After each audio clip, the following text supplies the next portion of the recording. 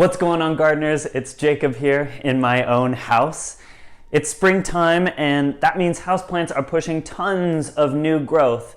And right now is also an ideal time to think about giving them a little bit of extra space to grow. So today we're going to be potting up this fiddle-leaf fig, and I just wanted to bring you along for the process and hopefully point out some helpful tips along the way. So the first question is when to up-pot, when to put this plant into a bigger pot. It's an excellent question and one that can be answered pretty easily with just an ordinary tape measure or a ruler. So what I'm going to do is I'm going to measure the top diameter of this pot, and it measures about 8 inches there. And I'm going to take my candidate pot and measure it. And that's measuring at about 10 inches right there. And so it's generally recommended that after a year or two of a plant pushing out really healthy growth, that you consider putting it in a larger pot size. Another way to tell, or this plant is giving us a dead giveaway. If you can see right there, it's got roots that are coming out of the drainage hole. So this plant is just begging for a new pot. All right, so it's now time to repot this fiddle-leaf fig here. I've got a container here to contain some of my mess from the potting soil. It's important to note that I have watered this plant really thoroughly before I'm attempting this process. It just helps the roots to stay flexible and to help some of the potting soil come off a little bit easier without breaking some of the more fragile roots. All right, so the first thing I'm going to do is take my fiddle-leaf fig and put it into my container here. And I am using a super technical tool called a butter knife to loosen some of the roots away from the edge of the pot. Yep. So I'm sticking it in the side and just pulling loosely towards me, going all the way around.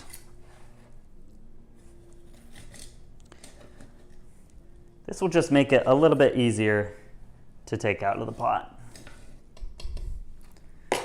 Okay, and then I'm going to put my hand over the top of the pot like this, like so. And then I'm going to very carefully tilt it to the side, and it comes right out.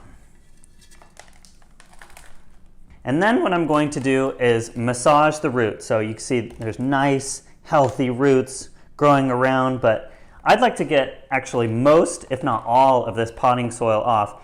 And I can do it just with my fingers, or actually today I'm going to do it with a watering can. So I will be right back with this and show you what it looks like without all the potting soil in it. All right, and just so you have an idea of what it looks like, it may look pretty dramatic here, but basically I was just soaking the roots really well and washing them with a garden hose, and just as I was doing it, just gently massaging to try not to break some of those roots off. But I was able to get most of the potting soil off that I wanted to. And the next thing that I'm going to do is take my new pot, I'll put it in here, and then I'm going to fill it about 1/3 of the way full before I put my plant in there. And I like to use a little bit of orchid bark at the bottom. It just helps with drainage.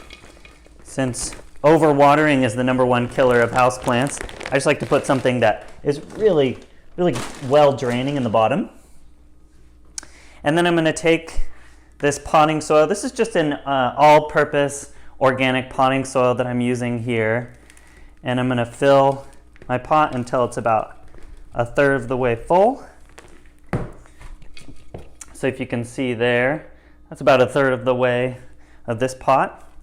And then I'm going to take my plant and I'm going to make sure that all of the roots are facing down, that all of the roots are tucked in.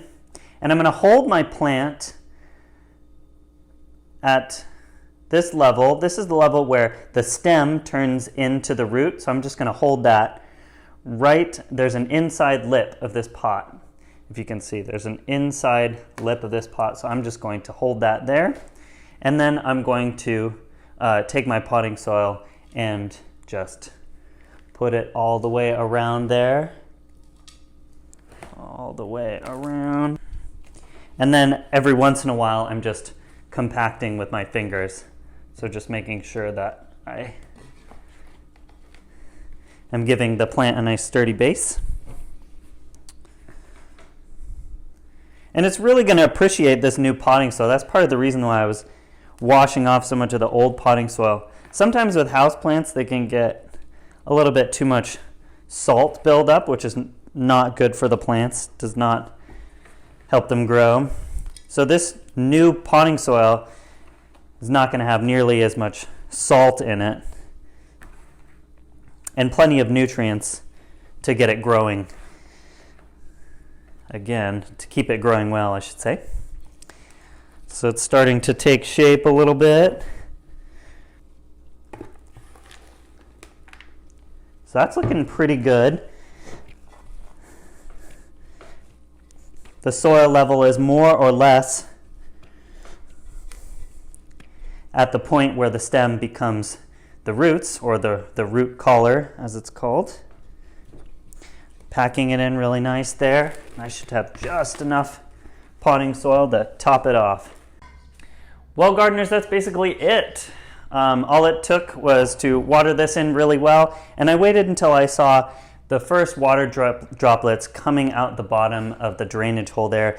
That just basically lets me know that the water is sinking down to the bottom of the roots, and I've watered it in really well. I wanted to leave you with a few top tips before I sign off. And the first one is, so I've got this old clay pot that my plant was in. Perfectly great to use for another plant.